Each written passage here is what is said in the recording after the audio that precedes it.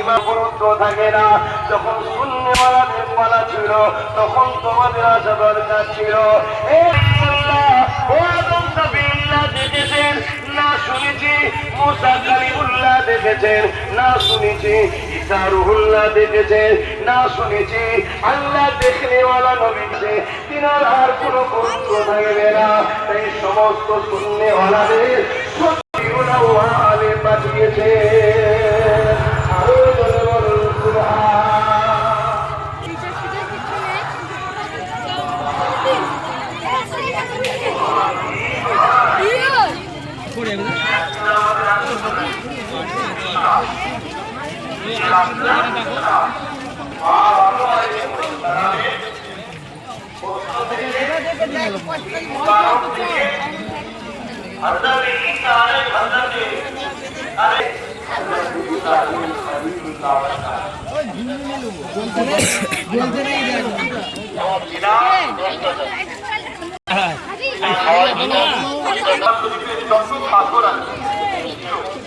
সব পাথরকে কিন্তু বার করে দিল আল্লাহ নবী শিরক মিটাতে।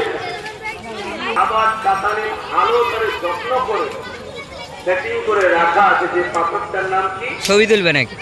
মাকামে ইব্রাহিম।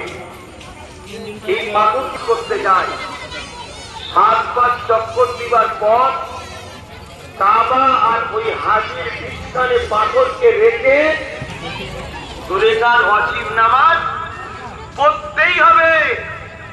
এখন তো প্রশ্ন উঠতে পারে আল্লাহ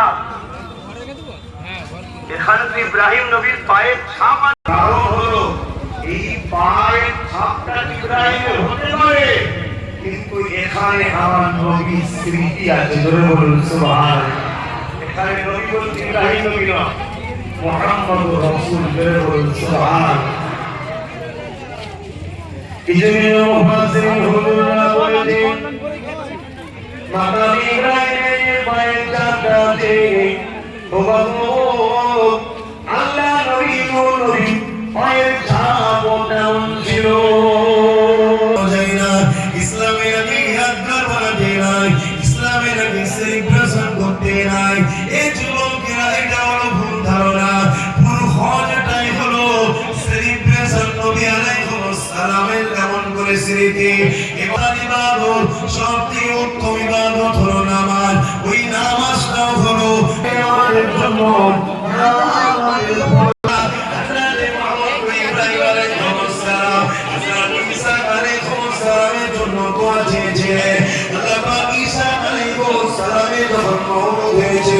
ওই সময়টা ছিল জোহরের নামাজ।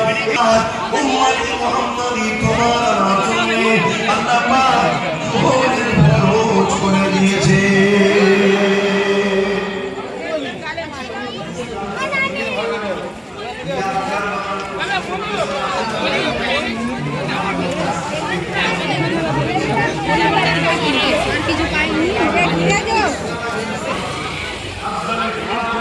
ফুল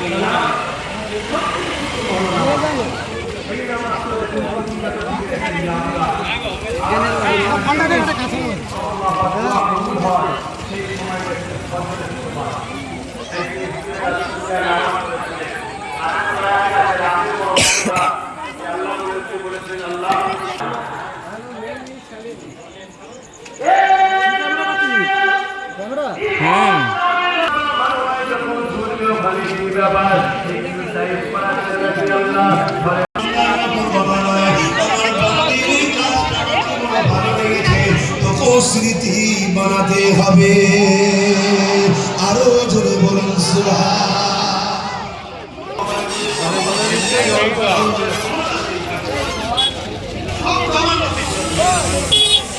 আলহামদুলিল্লাহ।